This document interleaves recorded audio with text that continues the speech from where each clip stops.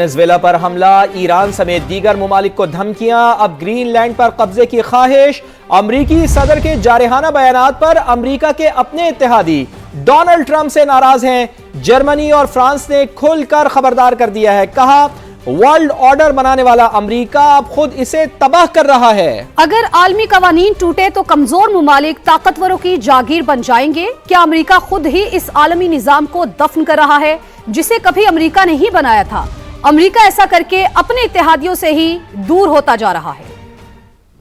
Venezuela پر حملہ اور ایران سمیت دیگر ممالک کو دھمکیاں، امریکی صدر ڈونلڈ ٹرمپ کے خطرناک عزائم، اتحادی ممالک بھی شدید ناراض۔ جرمن صدر فرینک والٹر اسٹینمائر ڈونلڈ ٹرمپ پر برس پڑے، واضح کیا امریکہ ورلڈ آرڈر کو بری طرح تباہ کر رہا ہے، دنیا کو بدمعاشوں کا ٹھکانہ بننے سے بچانا ہوگا۔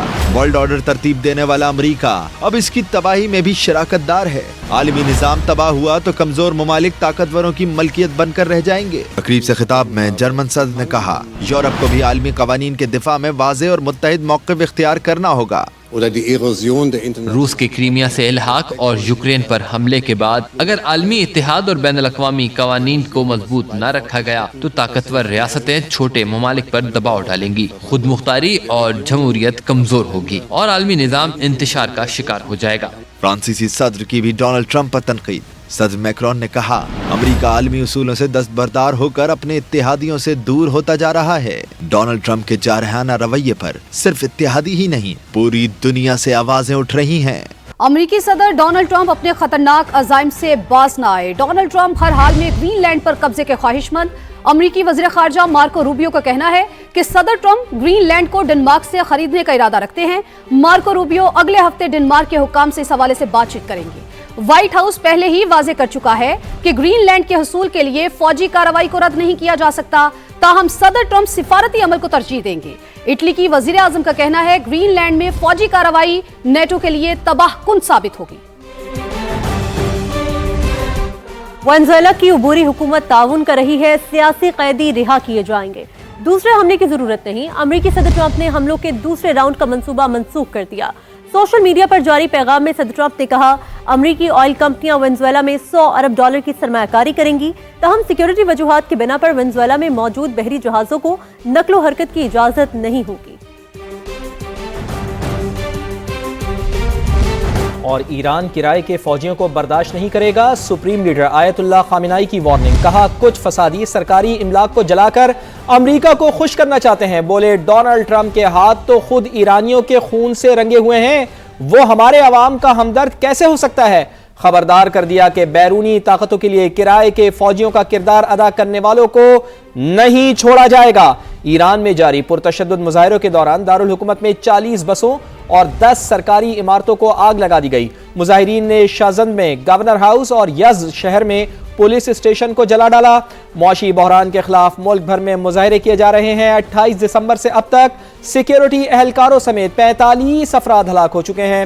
صورتحال کے باعث ایران بھر میں انٹرنیٹ سروسز معطل کر دی گئی ہیں۔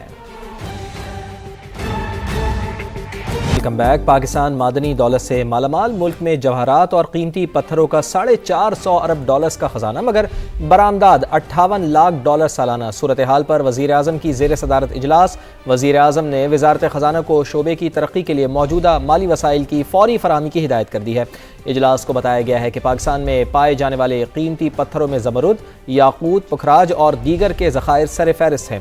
ملک میں 5000 سے زائد کمپنیاں اور ادارے 30 سے زائد قیمتی پتھروں کی پروسیسنگ کے حوالے سے کام بھی کر رہے ہیں۔ وزارت صنعت و تجارت نے ترجیحی پالیسی اقدامات کا ایک جامع لائحہ عمل تیار کیا ہے جو 5 برس میں اصلاحات کے ذریعے پاکستان کی اس شعبے کی برآمدات کے حوالے سے $1 ارب کے ہدف کا حصول یقینی بنائے گا۔ مری میں موسم سرما کی سرد ترین رات، سیاحوں کی بڑی تعداد موسم سے لطف اندوز ہونے ملکہ کوہسار پہنچ گئی۔ حماد عباسی بتائیں گے۔ جی میں اس وقت مری کے مہار روڈ پہ موجود ہوں اور موسم کی بات کروں تو مری کا موسم آج انتہائی سرد ہے۔ موسم سرما کی یہ سرد ترین رات ہے اور ملک کے طول عرصے سے سیاح بھی بڑی تعداد میں اس وقت مہار روڈ پہ موجود ہیں اور اس وقت میرے ساتھ سیاح فیملی موجود آئی ہیں، ان سے جانتے ہیں وہ کہاں سے آئے ہیں اور مری کے اس ٹھنڈے ٹھار موسم سے کیسے انجوائے کریں۔ ہم لاہور سے آئے ہیں، بہت مزہ آ رہا ہے ادھر، بہت زیادہ سردی ہے، ابھی چپس وغیرہ کھائی ہے، کافی پی ہے، بہت زیادہ سردی ہے، انجوائے کر رہے ہیں ادھر آ کے بہت زیادہ۔ محکمہ موسمیات کے مطابق مری اور گلیات میں آئندہ 24 گھنٹے یہ سردی کا راج یوں ہی برقرار رہے گا۔ جی اور صرف مری ہی نہیں، ملک بھر میں کڑاکے کی ٹھنڈ پڑ رہی ہے۔ کراچی میں بھی بڑی دیر بعد سردی آ ہی گئی ہے، جہاں پارہ 9 ڈگری پر آ گیا ہے۔ لاہور میں ٹھنڈی ٹھار ہوائیں چل رہی ہیں۔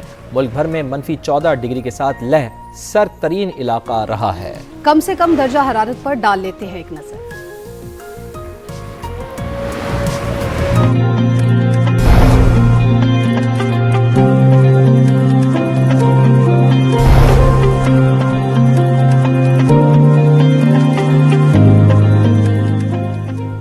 برطانیہ اور یورپی ممالک کو بدترین برفانی طوفان کا سامنا ہے۔ انگلینڈ کے بالائی علاقوں میں 1 فٹ تک برف ریکارڈ، سربیا میں جھیلیں جم گئیں۔ برطانیہ اور یورپ برفانی طوفان کی زد میں، انگلینڈ کے بالائی علاقوں میں 1 فٹ برف پڑی۔ لندن میں شدید سردی شہری گھروں تک محصور۔ اسکاٹ لینڈ میں پارہ -15 ڈگری سینٹی گریڈ تک گر گیا۔ ویسٹ مڈلینڈز اور ویلز میں تعلیمی ادارے بند رہے۔ روسی دارالحکومت ماسکو کی سڑکیں برف سے ڈھک گئیں۔ ایک دن میں 2 فٹ سے زائد برف باری ہوئی۔ سائبیریا کی سرد ہواؤں نے ہر چیز جمع کر رکھ دی۔ سربیا میں شدید سردی کے باعث جھیلیں جم گئیں۔ البانیہ میں دریا بپھر گئے، رہائشی علاقے زیر آب آ گئے۔ حکومت نے پی ٹی آئی کو کالعدم ٹی ٹی پی کا سیاسی ونگ قرار دے دیا۔ وزیر اطلاعات عطا تاڑر کہتے ہیں قوم جو خمیازہ بھگت رہی ہے اس کے پیچھے تحریک انتشار ہے۔ پی ٹی آئی کالعدم تحریک طالبان کے خلاف بات کیوں نہیں کرتی؟ انہوں نے ٹی ٹی پی سے استثناء لیا ہوا ہے۔ ایک شخص نے خارجہ پالیسی کو اپنی سیاست کی بھینٹ چڑھا دیا، اسی نے دہشت گردوں کو لا کر بسایا۔ وزیر اطلاعات نے عزم ظاہر کیا کہ آخری دم تک دہشت گردوں کا پیچھا کریں گے، کالعدم ٹی ٹی پی کا خاتمہ کر کے رہیں گے۔ P T I T T P کا سیاسی ونگ ہے، ان کا لیڈر کہتا تھا دہشت گردوں کو شہید۔ آج جو قوم خمیازہ بھگت رہی دہشت گردی کا، اس کے پیچھے یہ تحریک انتشار ہے جو ٹی ٹی پی کا سیاسی ونگ ہے۔ رد الفساد اور ضرب عضب کے بعد اسی جماعت نے واپس لا کے دہشت گردوں کو بسایا، اسی لیے یہ اس کی مذمت نہیں کرتے دہشت گردوں کی۔ دہشت گرد تو ان کے مائی باپ ہیں، وہ تو ان کو جو ہے وہ پیسے کما کے دیتے ہیں۔ خیبر پختونخوا وہاں پہ بدقسمتی سے ایک ایسی حکومت مسلط ہے جن کے ذہن بہت چھوٹے، خواتین پہ کستے ہیں، اور جہاں پہ ٹی ٹی پی کی باری آتی ہے تو وہاں پہ آپ بیٹھ جاتے ہیں جھاگ کی طرح۔ یہ ڈرتے ہیں کہ ہمارے پر حملہ نہ ہو، مگر ان پر حملہ اس لیے نہیں ہوتا، اس ایک سیاسی جماعت پہ یہ مبارہ ہے، انہوں نے ایگزمپشن لی ہوئی ہے ٹی ٹی پی سے، کیونکہ یہ اس طرح کی اولیو برانچ ایکسٹینڈ کرتے ہیں، یہ دہشت گردوں سے کانفیڈنس بلڈنگ میجرز کرتے ہیں، یہ ان کی سہولت کاری کرتے ہیں، یہ ان کو پناہ گاہیں دیتے ہیں۔ میں کہتا ہوں بطور پاکستان کے وزیر اطلاعات کے، ٹی ٹی پی کا آخری دم تک تعاقب کریں گے، ان کو ایلیمینیٹ کریں گے۔ پہلے بانی سے ملاقات پھر مذاکرات، پی ٹی آئی نے شرط رکھ دی ہے۔ بیرسٹر علی ظفر کہتے ہیں کہ بانی پی ٹی آئی سے میری ملاقات بھی نہیں کرائی جا رہی، پہلے میں باہر آ کر ان کا پیغام پہنچایا کرتا تھا، اب وہ حق بھی مجھ سے چھین لیا گیا ہے۔ مذاکرات تب تک نہیں ہوں گے جب تک بانی سے ملاقات نہیں ہوگی۔ مہینہ ہو گیا ہے، ملاقات نہیں ہوئی، کوئی بھی مذاکرات جو ہیں، کوئی بھی جو بات چیت ہے وہ اس وقت تک نہیں شروع ہو سکتی جب تک ملاقات نہ کرائی جائے۔ ورکرز ہیں، ٹکٹ ہولڈرز ہیں، ایم پی ایز ہیں، وہ جب بھی ان کو کال دی گئی ہے وہ موجود رہے ہیں، ایک کال پہ وہ دور دور سے آئے۔ اور حکومت نے مذاکرات نہ ہونے کا ذمہ دار تحریک انصاف کو قرار دے دیا۔ وفاقی وزیر پارلیمانی امور طارق فضل چودھری کہتے ہیں پی ٹی آئی کے اندرونی اختلافات بات چیت میں رکاوٹ ہیں، ایک گروپ حکومت تو دوسرا اسٹیبلشمنٹ سے مذاکرات چاہتا ہے۔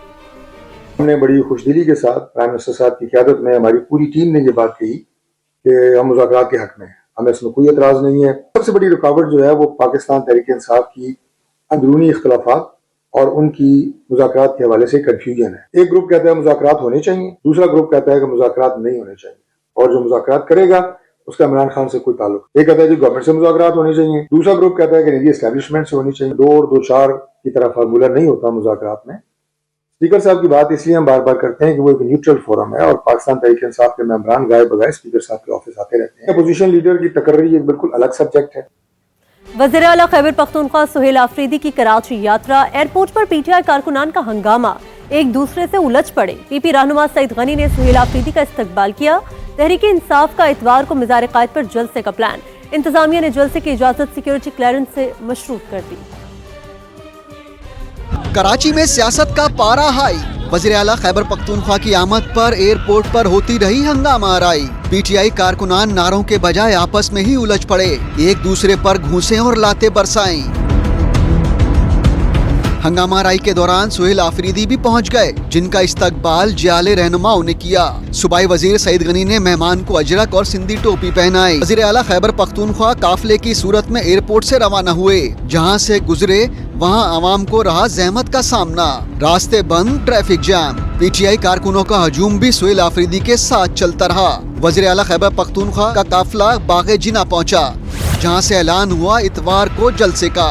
तहरीक इंसाफ का हक है, उनके कारकुनों का हक है कि वो जलसा करें, और ये जलसा हो रहा है इंशाल्लाह। कि अभी तक हमें जो है यहाँ पर कोई मुश्किलात नहीं है, और इंशाल्लाह अच्छा जलसा होगा। ये संडे कैसा रहेगा, जलसा हो पाएगा या नहीं? पीटीआई क़यादत और शहरी इंतजामिया कंफ्यूज नजर आई। पीटीआई ने बाग़े जिना में जलसे के लिए 25 लाख रुपए के पे ऑर्डर्स भी जमा करा दिए, मगर जलसे की हतमी इजाजत सिक्योरिटी क्लियरेंस से मशरूत कर दी गई। मज़ार कायद इंतजामिया ने मौक़िफ़ अपनाया कि जिला इंतजामिया का बाज़ाब्ता इजाजतनामा दरकार है, जिसे हतमी मंजूरी के लिए वफाकी हुकूमत को भेजा जाएगा। सुहेल आफरीदी दौरा कराची पर पार्टी क़यादत और वज़ीर आला सिंध से मुलाकात करेंगे। कैमरा टीम और साथी रिपोर्टर खुर्शीद आलम के साथ मोनिस अहमद, समा, कराची। सिंध हुकूमत ने पीटीआई को कराची के जिना ग्राउंड में जलसे की इजाज़त देने का फैसला कर लिया है। नासिर हुसैन शाह ने कहा है कि पीटीआई समेत किसी भी जमात की पुरअमन जिद्दोजहद को नहीं रोका जा सकता। वज़ीर आला केपी सुहेल आफरीदी सियासी सरगर्मियाँ करें, जलसा भी कर सकते हैं, कानून की खिलाफ वर्जी होगी तो मसाइल पैदा हो सकते हैं। सीनियर सूबाई वजीर शर्जील इनाम मेमन ने कहा, बानी पीटीआई के दौरे हुकूमत में सूरत हाल मुख्तलिफ थी। जब बानी पीटीआई पर तनकीद की जाती थी तो अगले रोज़ गिरफ्तारियाँ सामने आ जाती थीं। बानी पीटीआई का तालिबान के हक़ में बयानिया किसी से ढका छिपा नहीं है, पोशीदा नहीं है। बानी ने तालिबान के दफातर खोलने की बात की। पीपल्स पार्टी को तहरीक इंसाफ के इस रवैये के साथ शदीद इख्तिलाफ है।